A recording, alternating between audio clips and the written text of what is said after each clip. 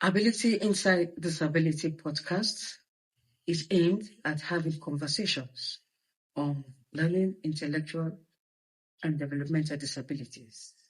These conversations are geared towards understanding these conditions like autism, dyslexia, Down syndrome, and support for persons with these conditions and their families. On this podcast, we do have guests that range from teachers, psychiatrists, neurologists, parents, and even persons with these conditions themselves.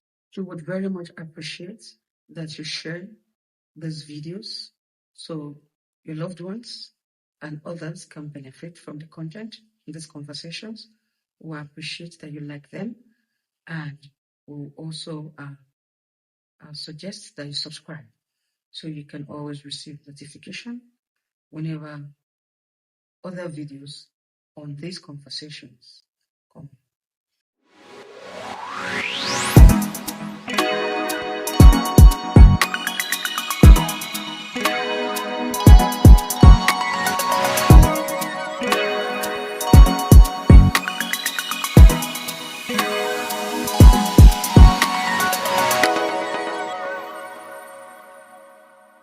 Autism, as we know, is on the rise, mostly because of the ease and the coming to terms by most parents, leading to lots of diagnoses. On our podcast today, we will be talking about autism and comorbidities, because most times autism does not always come alone. It comes with other conditions. So welcome to another podcast on the Ability Inside Disability podcast program, brought to you by the Modupe Afiz Ogun Foundation. And today we have on set with us Mr. Ini Sam. Mr. Ini is a special ed professional with over 10 years of experience. That's a lot. He's an autism specialist. He's the inclusion and training head at the Modupe Afiz Ogun Foundation. So he's going to be discussing this topic today, helping us understand autism and those possible conditions that come along with autism. Mr. Sam, welcome on set. Thank you so much. Thank you for having me. Wow. On set, yeah. Today, I want viewers to enjoy from your wealth of your experience when it comes to autism, because this is what you've been doing, and you're still doing in terms of continuous research, understanding of the condition, training of parents, of teachers, and supporting persons with these conditions. So, in a nutshell, you are an active part of the autism community. Right. So, we really want. I really want to start off with what is autism, because these days autism is everything. Right, you can see that again. Autism is everything, and sometimes you wonder why autism is really taking the center stage within the conditions of its class, that is developmental conditions. Yeah. So why is autism so, this oversized condition in the midst of its peers? So let's understand it, concisely, exactly. What is autism? What autism is. Exactly. Okay. So I'll hit the nail right on the head, and then we'll expand as we proceed. So autism is clinically defined as a neurodevelopmental condition. Okay. And what that means is that it's a brain-based condition. It's a condition that results from a different wiring of the brain. And this condition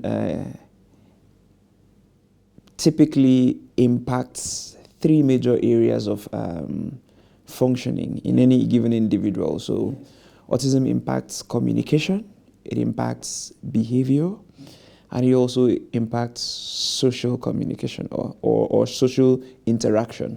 Sorry to say. So in defining autism, it's termed as a neurodevelopmental condition that impacts communication, behavior, and social interaction in an individual. And the most recent adjustment in the diagnostic criteria for autism, according to the Diagnostic and Statistical Manual for Mental Disorders, that's DSM-5, the most recent, also adds sensory sensitivity as an additional criteria for diagnosing autism. So, just like you mentioned, that the autism conversation is almost everywhere now. And I remember there was a point on this Ability Inside Disability podcast where is autism over-sensationalized, discussed. And I think... Right. I think during during that podcast session, we were able to, dig deeper into what might actually be the reason for this hype, this recent hype. And, whatever is really put out there in the media space, most especially, people tend to pick up that information and then overgeneralize. So you see persons, whenever they are trying to refer to a person with a condition that you do not understand, they just term it autism. But then this is us on this program clearly defining the boundaries. So if you go to the hospital or you go to a clinician to get diagnosed or to get your child diagnosed, this is the criteria, or these are the criteria they'll be looking out for to ascertain whether or not it's autism or it's basically something else. So there has to be deficits or significant impacts on communication, behavior, and then social interaction, with an extra focus on sensory sensitivities. I believe as we keep conversing, we would unpack these areas too. So which means those that argue that autism is not an intellectual disability, they are right? Well, they are in a sense. Now, autism is grouped under developmental disabilities. And what it means in simple terms, developmental, or when you hear the condition is developmental, and like I said, is a neurodevelopmental condition, it means it's either the individual is born with the condition or the onset is before, is before age 18. Yes. So that's what's considered developmental conditions. And for autism now, the age is further, should I say, limited. So to get a formal diagnosis, I think it's only recently that 2-year-olds have begun to get a formal diagnosis. Before now, you have to get to age 3. And from when a child or an individual is born up until age 3, that window is considered the critical developmental period. So most of the brain's development, yes, neurologists and people who study the brain, neurosurgeons and the rest, they will tell you that a significant portion of the brain develops fully before age 5. When you consider size and all of those, and the critical regions of the brain, right? So to get a formal diagnosis is usually standard when we consider the standards before now, it was done from age 3 onwards. And by that time, you are sure that, okay, by this time a child is supposed to be able to do this, do this, do this, do this. And if you're not seeing it, then most likely, oh, let's escalate, let's go for an assessment, right, to ascertain what exactly it is. Okay, so what you're saying now is that, because I asked if autism was an intellectual, now to address that, that aspect. now when you say intellectual disabilities is a diagnosis of its own. Of its own. Okay. Yes, intellectual disability is a condition that is characterized by below average cognitive abilities. Okay. Yes, that's what is considered an intellectual disability. And now with the intellectual disability, we also have something called the severity levels. So we have mild intellectual disabilities, moderate intellectual disabilities, moderately severe, then we now have severe, then we have profound, right? So intellectual disabilities they stand on their own. But at the same time, autism rarely exists alone. 70 to 95% of individuals who have autism have a comorbid condition with the autism. And what comorbid actually means in essence is that they have a coexisting condition with the autism. So right. What comorbidity is now. Exactly. A situation where autism will have other conditions attached to it. With it. Howbeit, those adjoining conditions do not cause the autism, neither does the autism cause those conditions. So they are independent. Independent of themselves. And that's to answer the question, autism is not the same thing as intellectual disability, but could coexist with intellectual disabilities. Yeah. Okay. Now it's clear. I hope it's clear for my viewers, and I hope that you are sharing this video already, because this topic, autism, it's a very big condition. It's complex. It's terribly misunderstood, understandably so, and it needs to be understood, because when families don't understand it, teachers don't understand it, the persons with this condition could really suffer. So please share this video, like the video, and subscribe to the channel, and encourage others to subscribe too, so that you can continue to learn about these topics that could really be of benefit to the lives of people with learning, intellectual, developmental disabilities and their families. So, Mr. Sam, now we understand what autism is broadly. I mean, specifically set within the boundaries of the DSM-5 description, right? And we now know that autism is not an intellectual disability by itself, but could coexist or comorbid. Since we're talking about autism and comorbidity now, let's use the lingo so that our viewers will get used to the language. So autism could comorbid intellectual disabilities. So which means that a person with autism can now actually also have a severe level of intellectual disability. Right. Yes.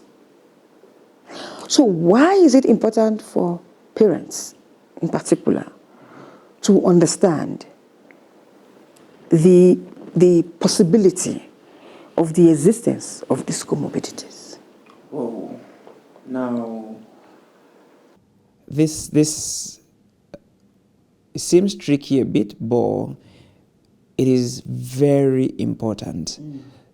So that at the end of the day, in your approach to interventions, you are not either undermining, the impact of these other existing conditions on the individual. Now, the first step to solving any problem is understanding what exactly the problem is. So let me use this as an illustration.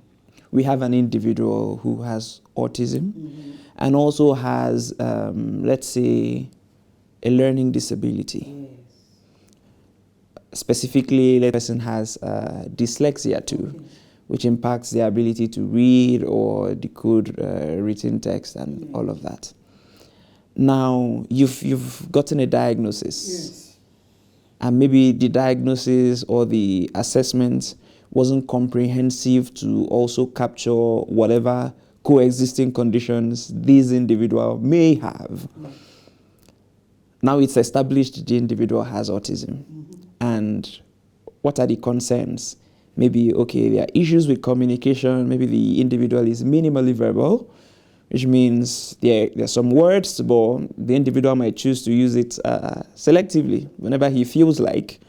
If he doesn't feel like using the words, he can just go mute and, refuse to say anything or gesture. Right. Now, in the approach to intervention, all resources are committed towards speech therapy. And let's say the individual is also of school age and is in school. And the grades are actually going down. And then the family keeps wondering, we're doing speech therapy. I mean, okay, the speech is actually improving. Why are the grades still at the same level or actually going down? At this point, support, intervention, therapy isn't comprehensive because you only know that the individual has autism. There's no idea that the individual also has dyslexia, which is a specific learning disability.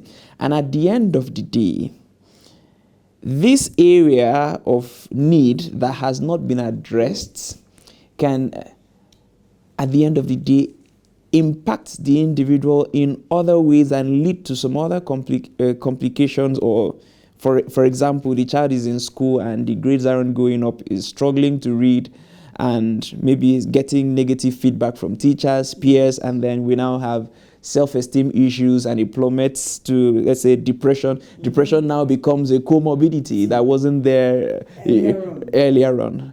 And because of that, of course, with depression and everything, there's now severe withdrawal and all of that. You now have more complications coming up. And these are basically as a result of non-identification of a comorbid condition that would have been, planned for or included in the treatment or intervention program for the individual to, you get what I'm trying to get at now? Yes. I'm a big fan of not using the word treatment. I'm a very big fan of that because we are, especially for families in this community, we are extremely hopeful and expectant. So even the choices of words, I'm very, very cautious, and it's something that I encourage everybody around me too, because it's not about you; it's about the person that you're communicating with, and how what you're saying is impacting. So, based on that, now, it is when you say a person has mild autism, because of course there are classification, there are different levels of autism, and every other condition, by the way, like you said earlier on, that the intellectual disability has severity level. The same thing, autism. So with autism, you have the mild, you have the moderate, you have the moderately severe, you have the severe, and you have the profound, and that's across the board for every of these conditions.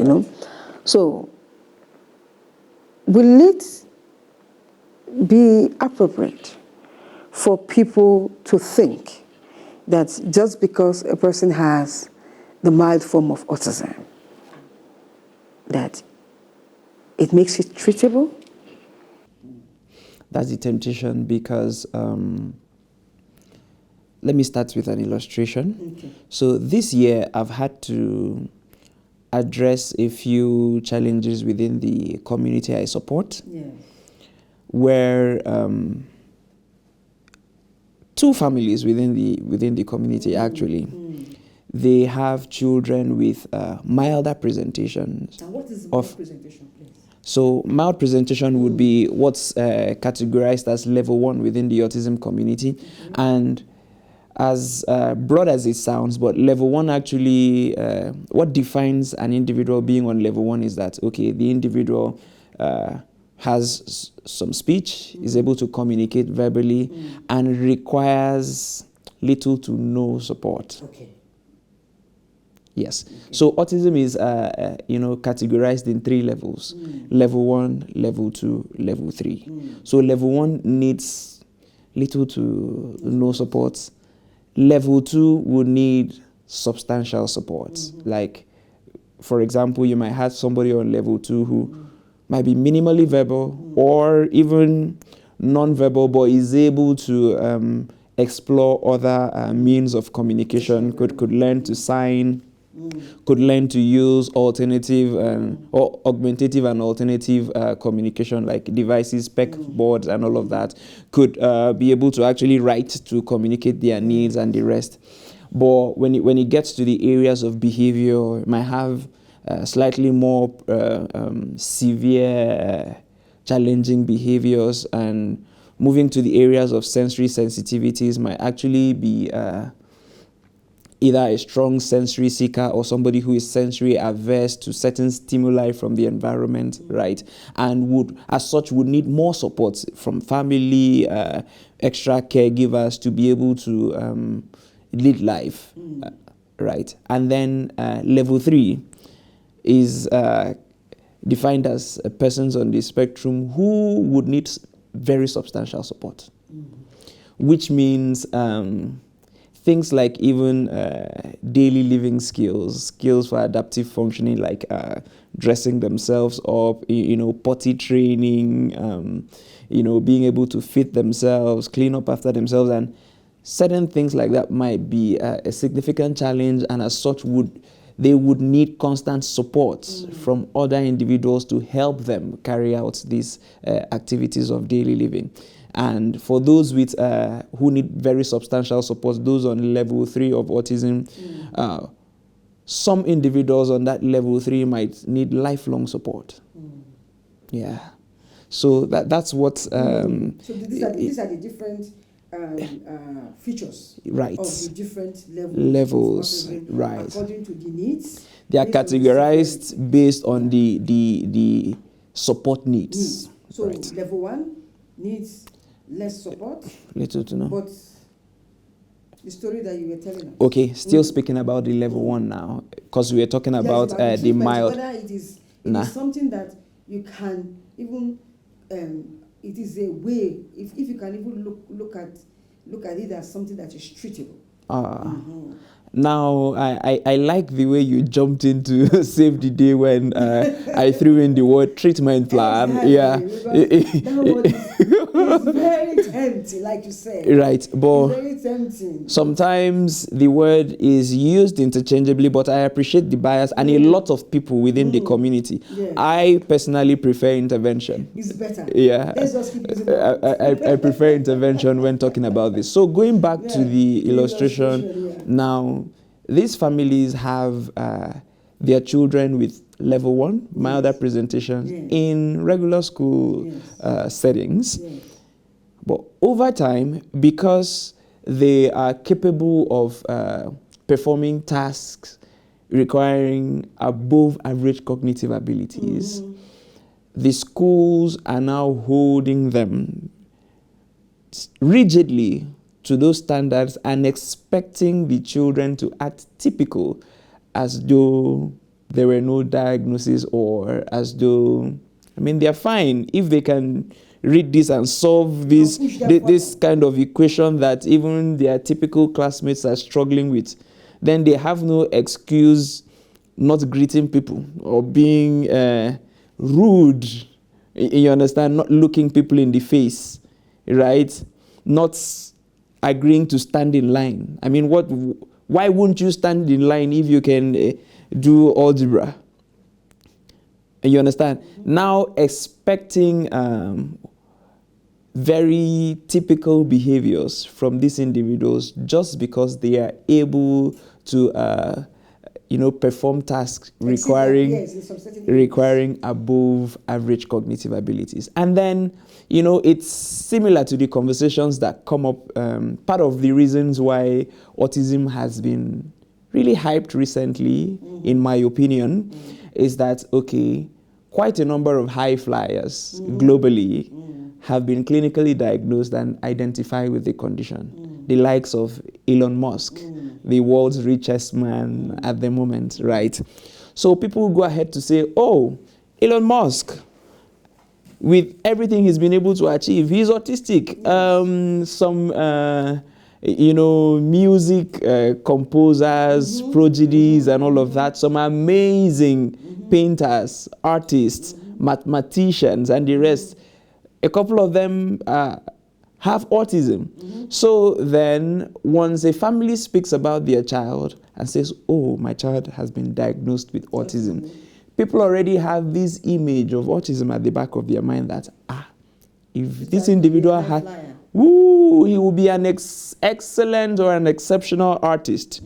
Whoa, he would be an amazing composer. He would be an amazing artist. He would be a great mathematician. He would be this, he would be that. But then again, there is this assertion within the autism community, and I've never found any truer words. When you meet one individual with autism, you've only met one. You've only met one. Just that one. No two cases of autism are the same. So even if you meet 10 individuals on level 1 of autism, their support needs, the way their intervention is going to look, their capabilities will be totally different from each other. Totally different from each other. Yeah, so there's never a blanket approach when it comes to autism support, autism intervention. And from everything you've said so far, I think one of the biggest dangers of having this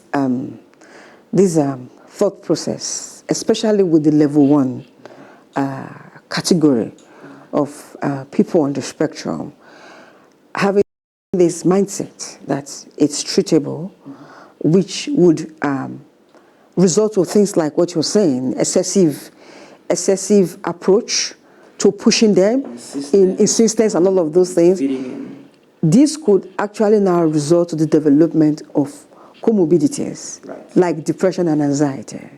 And this could actually lead to them just decided, to do away with their entire existence because they feel alone. And that's one thing people don't understand, that because it is a neurodevelopmental condition, it affects the regulation of their entire person, which means the way they feel, the way they react towards what every other person may be reacting to in almost the same way, it's not going to be the same for them.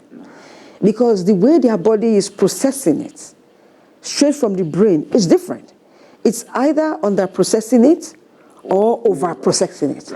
But the way we operate as neurotypicals, we are mostly balanced. We're able to self-regulate. Because the brain is doing what it's supposed to be doing naturally.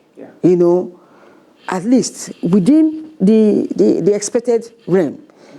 Nobody is 100% okay, but we don't have that deficit from the onset like they do in terms of regulation, processing, and that's why they have those 3 major issues. Communicating, and communicating is not just talking. It's awareness, understanding, processing. Then you have behavior. It is that communication now that is influencing the behavior and every other thing. Then the sensory sensitivity is the direct processing, I think, from the brain. So if one person is having to go through all of these at the same time, you cannot, definitely, one side of the brain will be thoroughly optimized. Let's for example, people who are visually impaired. Usually, their hearing capacity is out of this world. Gets heightened. The brain, exactly. So that, I think that's exactly what the brain is doing for persons on the spectrum who are at the mild level. It's compensating for the other areas where they are falling short by elevating them in certain areas. Right. So those certain areas now, especially because we are a very, very academic focused society, once, it comes out in academic environment, or even cultural, whatever it is that we think is a skill and it's outstanding, then every other thing should fall in place. Right. And from everything you've been saying, if we hold on to that ability alone, forgetting that they are still a whole human being who are still restrained to these confines, the confines of the consequences of their condition, right, will drive them into depression and anxiety. And that is not where we want them to be. Not at all. So even when they are doing well, we must not fail to help them build up all of the other areas so that as much as possible they will be whole, right? Exactly. So with all of this one that we've said now, I want us to itemize some of the most, the most common comorbidities With autism out there. Whoa. Okay, so in no particular order, some of the most common coexisting conditions with autism are, one, ADHD. ADHD is attention deficit hyperactivity disorder. And because of how common ADHD is right now, both the neurodevelopmental ADHD and screen-induced inattention in children and school school-aged children nowadays, teachers, parents, well-meaning family members and the rest fall into the trap or the temptation of lumping every child who is hyperactive, all over the place, forgetful, inattentive, as having autism. Meanwhile, that is not the case. An individual can have autism with comorbid ADHD. Right. So ADHD is way up there in the coexisting conditions list. Next is intellectual disabilities, what we just defined here right now. Now, some individuals with autism can also have average, below average, or significantly below average intellectual or cognitive abilities. Okay. Yeah.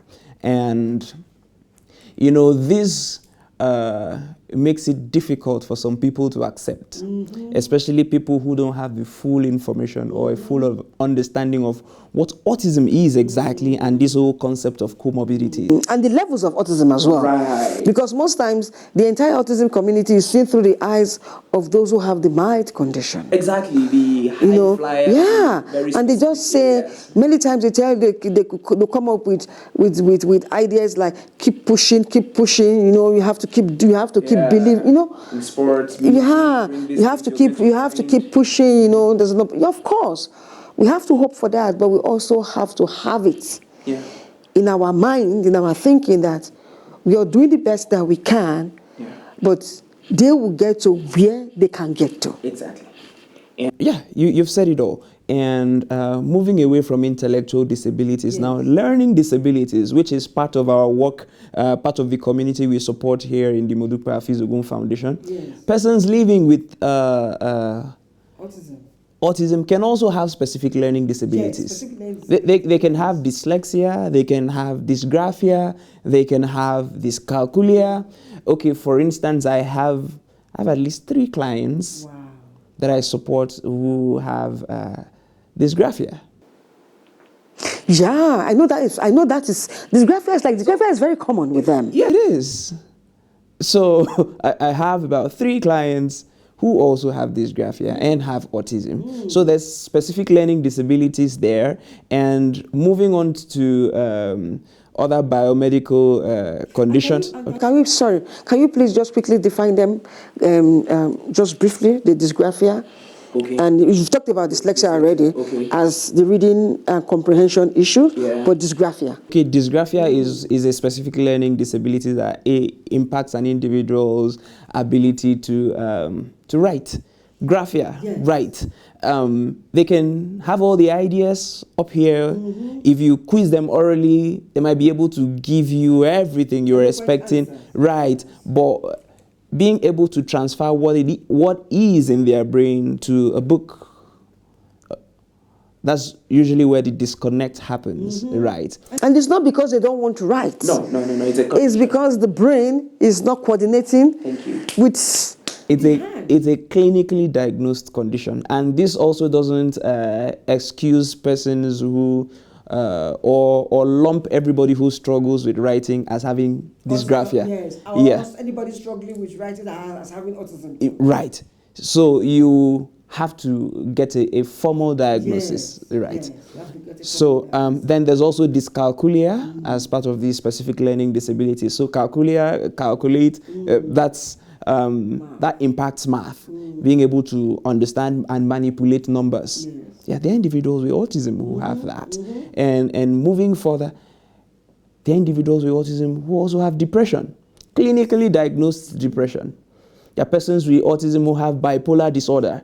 1 minute they are way up there, excited, out in shots, over the moon. That would be very stressful combination on anybody. Whatever the combination is, autism is not something you wish on anybody or you desire. Comorbidities. Right. Bipolar are that. Right. So,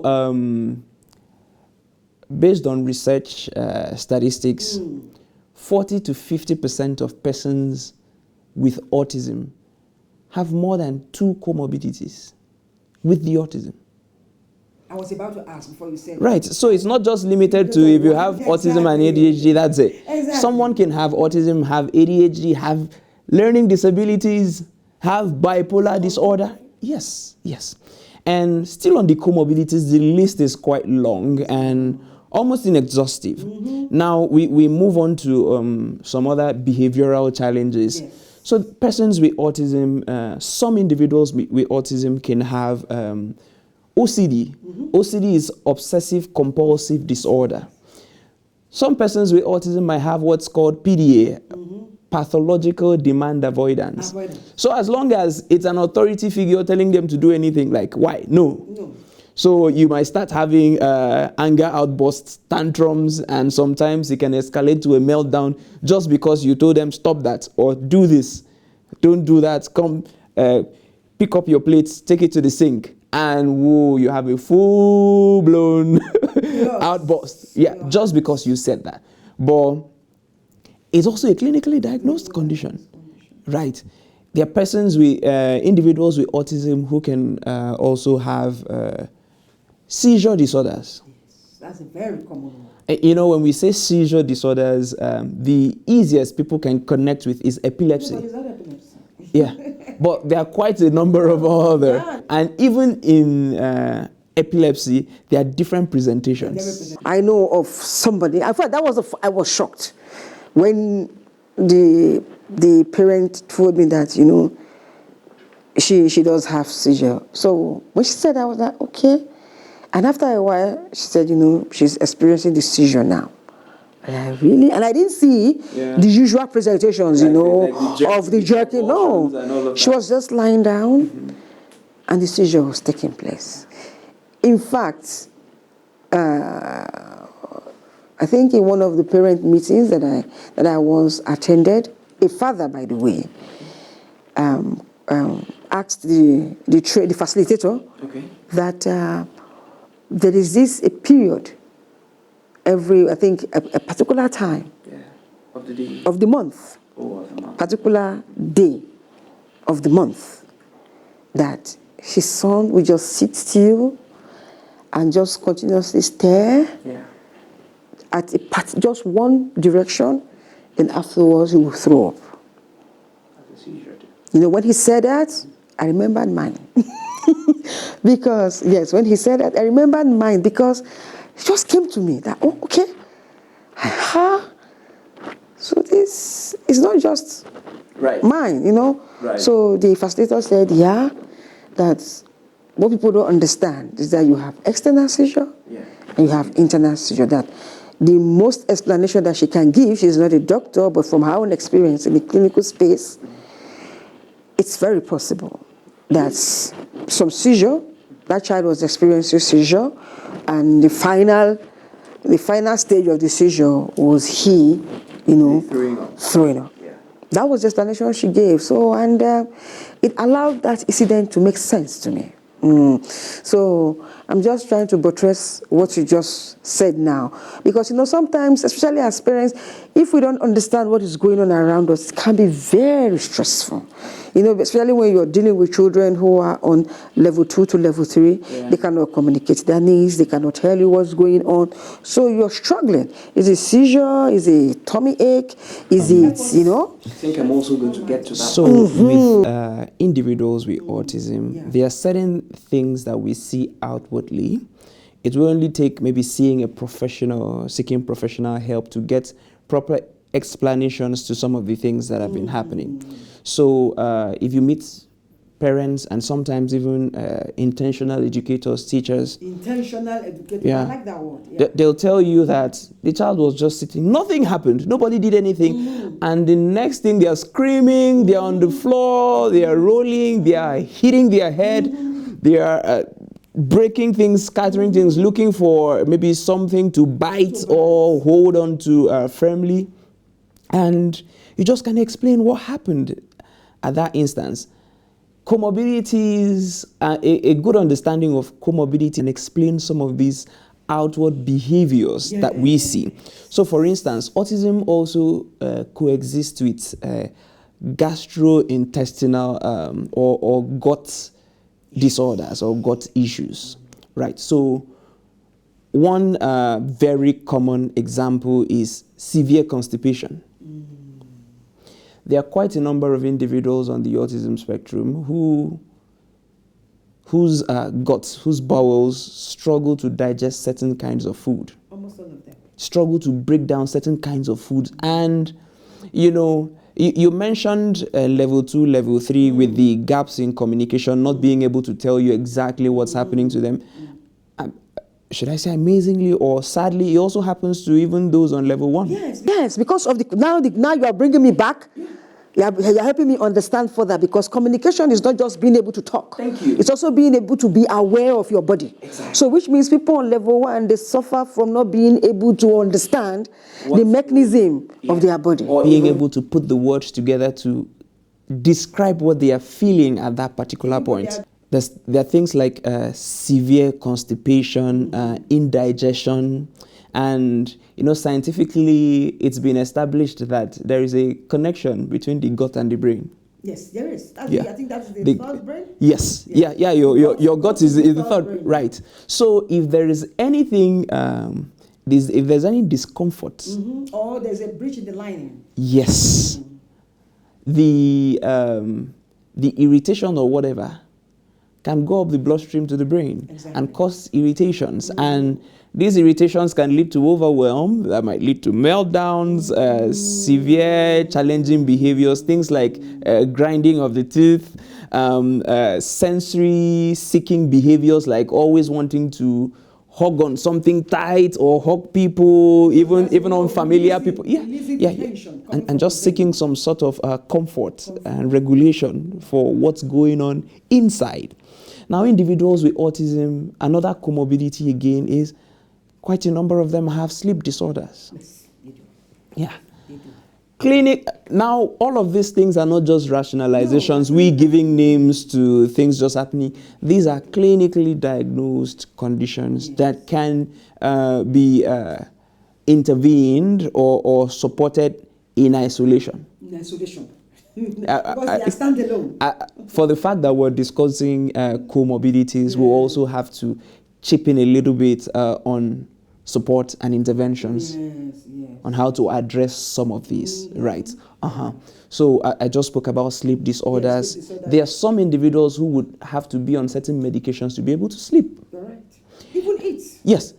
And the eating now, there's, of course, there's the eating disorders, being selective in food choices and all of those, right? Not eating at all. Now, the not eating at all can be an after effect of constipation or gut issues, right? If it's bloated, it's full, you can't put anything in. Yeah, right. And then there's also the another comorbidity yet again. Okay, we've spoken about sleep disorders, we've spoken about feeding. There's the pica. Pica is actually a condition where individuals ingest inedible things. So you can find an individual with autism who's drawn to chewing sand or stones or chewing paper or chalk or leaves, just anything. They will pick it up and eat it. And it's a continuous behavior. It's a continuous behavior. Because people may say, but all kids do it. But nah. It has passed that stage. You know, autism is a lifelong condition, so it's not limited to kids. So when you meet a 13-year-old who is ingesting, who is chewing plastic and swallowing it, you know, picking up pebbles, chewing them, and all of that, you can't explain that away with childishness or childlike behaviors. That's the problem there. Exactly. So there's pica and quite a number of other comorbidities. If we want to keep going, we'll have to do other sessions, other episodes on those ones, because there are some, there is no way we'll be able to cover all of them, but there are some that really need to be talked about, because especially because it can, if the level is not properly managed, like the anxiety and the depression, right, you know, it wasn't there from the beginning, but because of the over expectation, and a forgetfulness of the fact that this person is still on the spectrum, regardless of their performance, you can push them into their state. And like this bipolar and this OCD you talked about, these are things that parents may not necessarily even think about because they are so off the radar. Yeah. You know, ADHD is so commonplace now that, okay, it's easy. But when you talk about comorbid with OCD, comorbid with BDA, with bipolar, with even schizophrenia sometimes. You know, so it's like, so we plan to, you know, to talk about these combinations individually, you know, in other episodes, so that at least parents and our viewers will be able to identify the features of these comorbidities and be able to notice immediately that there is a possibility of the existence of this particular comorbidity, and they can just quickly do the needful by getting a formal diagnosis. Because like you said earlier on, if you don't attend to the main diagnosis and the comorbidity, you will be wasting your time. And as time is passing too, these conditions, the ones that have not been addressed, would be becoming more intensified and more impeding of all of the effort that you're doing and making. And that will be very frustrating to everybody. To the therapist, to the child, to the family. You know, it's a bit like, what exactly are we doing here? But you need to know exactly what you're doing, so you can do it right. That's true. Yeah. So we've talked a lot on this now, and I'm glad we are really, really able to talk about this, because autism on its own is a very massive topic out there and can be very overshadowing to the point that people don't realize that other things may actually be impacting on the person even more than the autism itself. Or is that not possible? Totally possible. And you know, at some point I let out a smile, and the reason was the reason I smiled deeply widely when you just said that was because I know I threw in the word treatment at some point. And within this community, of course, we've discussed autism, the areas autism impacts, and now we've spoken about comorbidities and the fact that 70 to 95% of individuals with autism have coexisting conditions more than one at a time. with the autism. And then in intervening or when planning supports or interventions away from the autism, most of these comorbid conditions can be treated in isolation. Yes. Yeah. So I think sometimes should be. that's the way. That's the only way. That's the only way, because they are individual on their own. Yes, that's the only way. And most times, once these comorbidities are sorted out, if they can be medically or biomedically treated, medically or biomedically. if they are sorted out, then the severity level or the impact of the conditions on the individual can actually reduce, and the individual can achieve higher levels of overall functioning. Yeah, and well, being in this community, we see quite a lot. So different organizations, different pharmaceutical firms and the rest, even alternative medicine practitioners come up with different protocols.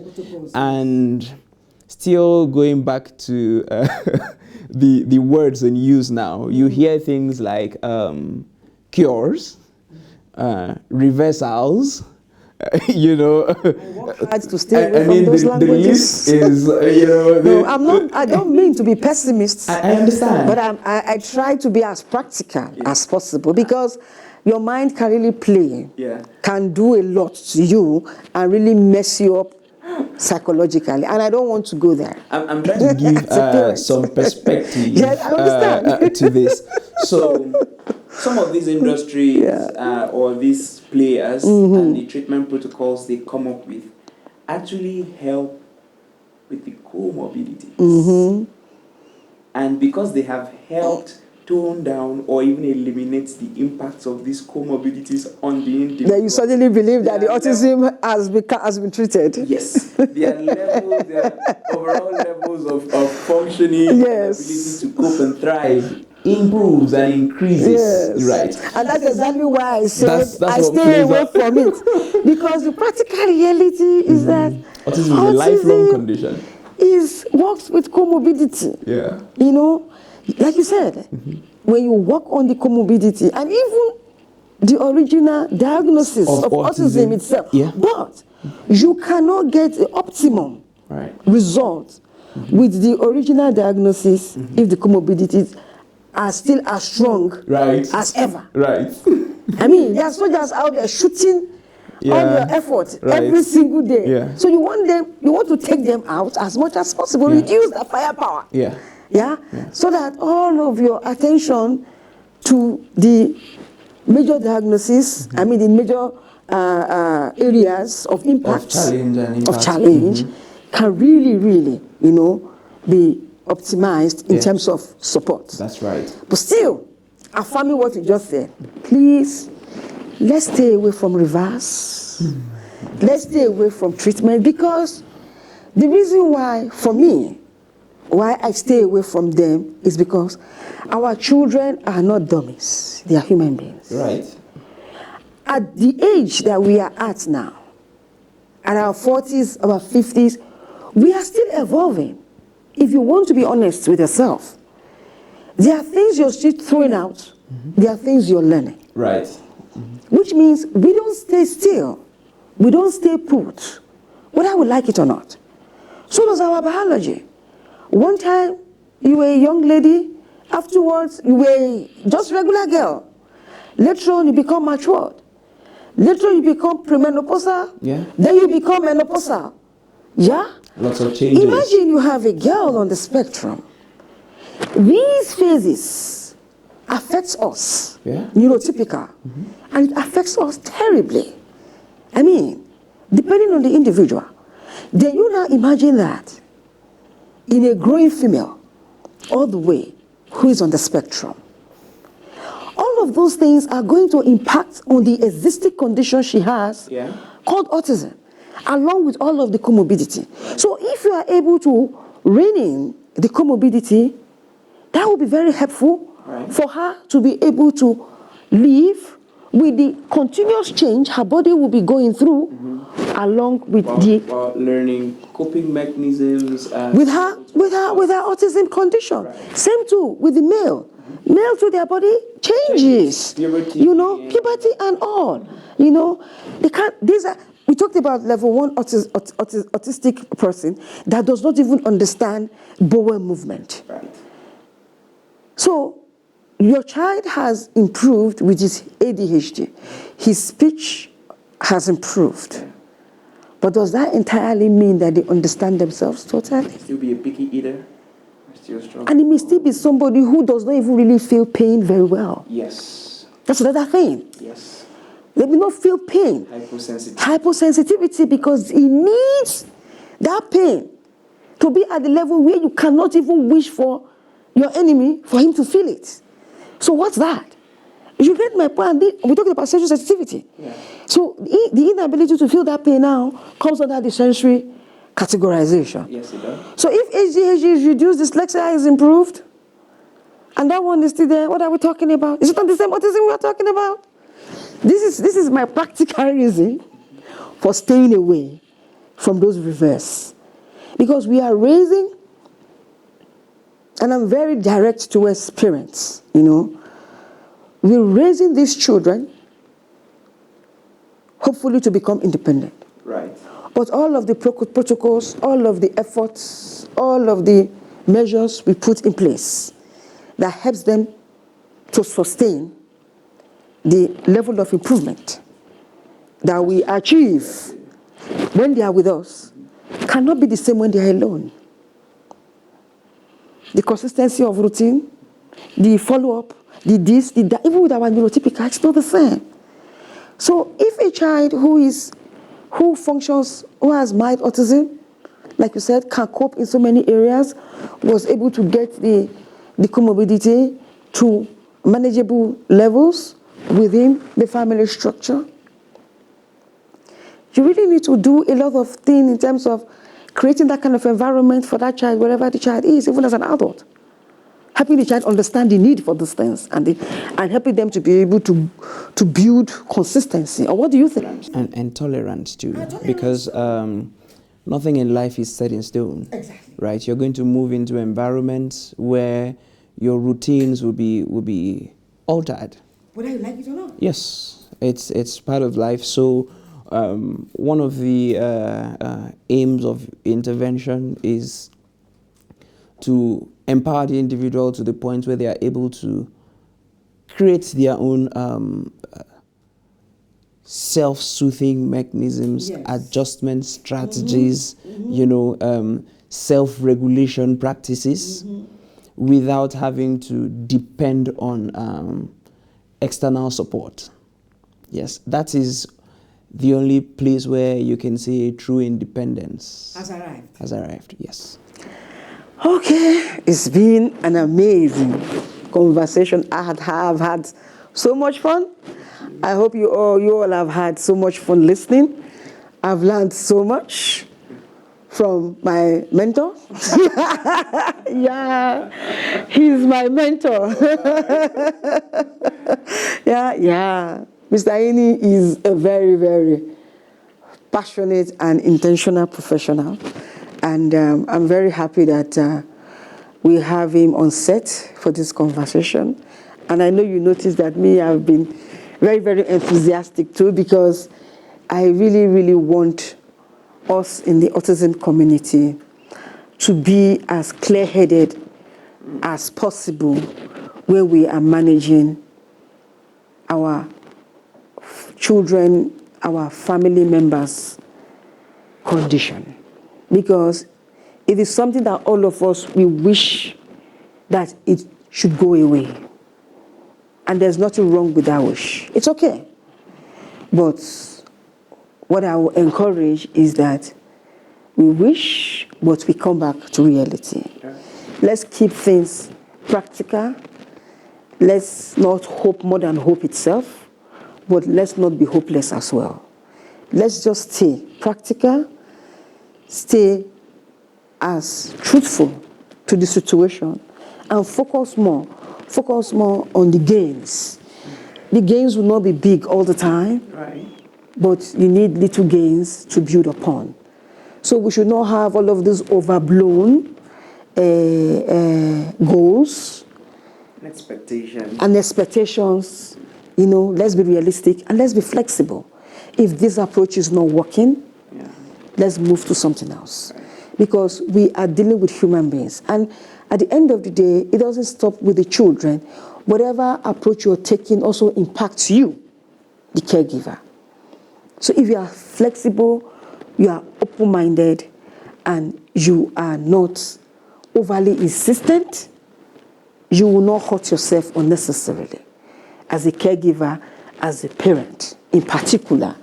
And you will be able to overcome the pain and the stigma and even become an advocate for your child and for other children, which we hope that we are able to achieve as families.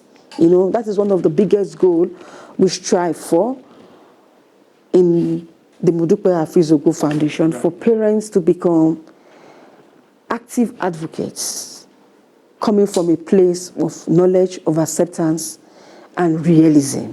So please share this content.